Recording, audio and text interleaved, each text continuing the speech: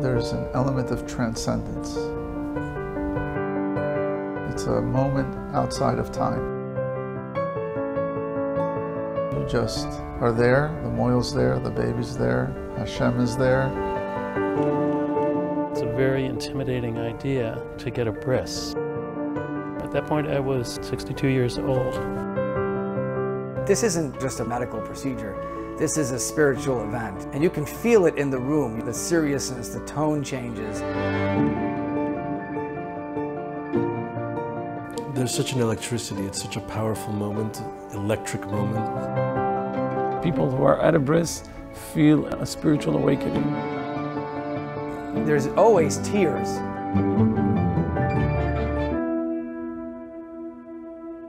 There is more Jews without a Brit Milah than with.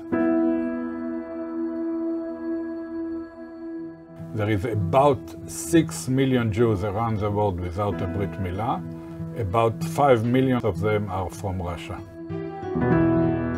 Why? Because in Russia, in the time of the Soviet Union, the KGB used to kill the Moalim. This has been part of the history of the Jewish people through economic circumstances, persecution, exiles. Add to that to the historical context of where we're coming from. We're coming from post-Tsarist Russia, Holocaust Europe.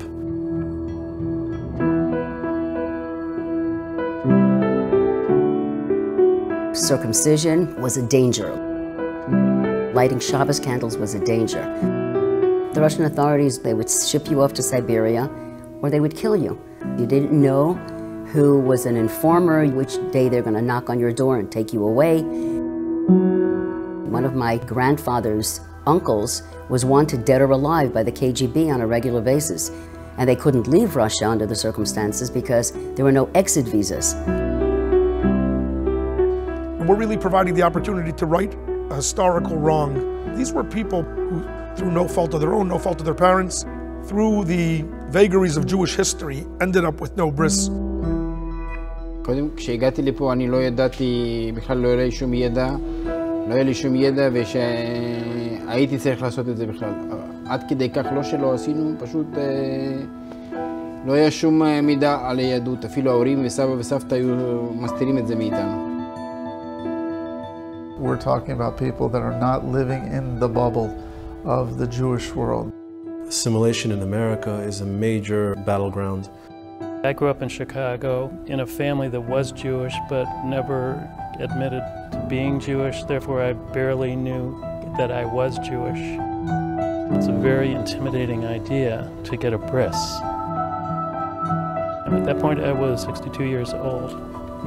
So basically I'd lived my entire life as a non-Jewish person. I didn't know how I was going to be able to afford a bris. I prayed and I prayed and I prayed that everything would be okay and I'd somehow be able to do all of this. I'm extremely grateful. There are people that are there for any and everyone who really need support. Bris is connected to the essence. It's the essential connection between a man and God. I am Jewish. I want to be Jewish completely. Every Jew, even that is not religious, there is something inside his spirit, his soul, that push him to do the Brit Milah. And they cannot explain it. They want to do a Brit Milah. The Bris Milah is the foundation. It's the yesod. This is the beginning, the seminal point of Judaism. It cannot be compared to any other mitzvah that a person does in their lifetime. What Rabbi Amit and his crew and all the Malim do from Brit Yosef Ichak, they made it that the minute you decide you want a bris, the next day you can have a bris. It's like a drive-through bris. They have drive-through for everything today. Banking, marriage. If you want a bris today, literally today, you can get you a bris today in a clean medical atmosphere with a doctor on hand.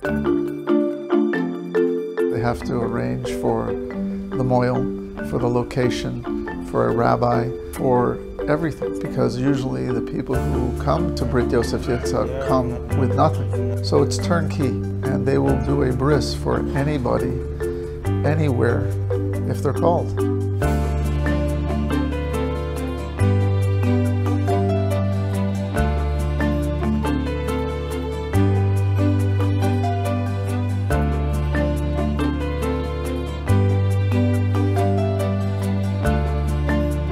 It doesn't matter where he located, in Siberia or in Alaska or in New Zealand.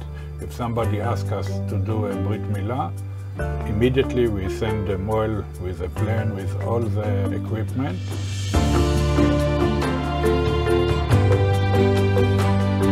We've done state prisons, federal prisons, U.S. Army bases, Israeli military installations. I've been asked to go to Yemen, Seoul, South Korea, places that you wouldn't even imagine there's Jews everywhere. Most of our Mo'alim are volunteers. The Sandik is modern Orthodox. The guy getting the bris is from Ukraine. The guy who brought him is a Spanish Jew. The Mo'il is Saber. The other guy assisting is a Lubavitcher. In every single bris you have this type of world coming together. And we provide the brises free of charge to everybody. Reform, conservative, there is no distinction whatsoever. They look online or they call their local Chabad rabbi and they inevitably will direct them to Brit Yosef Ichak, who then will call their closest moil, who will then pick up and travel either on a plane or a train or a car or even a ferry to get where they have to be at the right time. And these are guys who will leave their family for like a 3-day Yom Tov, because some Jew in Guatemala needs a bris. They'll pack a few tuna sandwiches, pack a little bag, get on the airplane and come home 6 days later to help one Jew get a bris. And these are people taking off work as a CPA, as the owner of a security company, as a doctor, and forget they don't get paid. These guys pretty much all donate money to the organization. People don't just wake up one morning on a Sunday and say, oh, I'll go have a bris today. There's always a journey of which they've traveled to get to the point, and this is the culmination. Doing this is the most profound, significant, important decision I made in my life. For me, it's a total change in consciousness and perception. I just saw the world in a totally different way. When you have an opportunity to do a mitzvah that's this important, that's this great, that is this impactful, how can you say no? So without Brit Yosef Ichak, those people would feel less whole, and the Jewish people will be less whole. I've been in attendance in several of the brisim, and there would never have been a bris had it not been for this organization. Thank God somebody's out there that cares.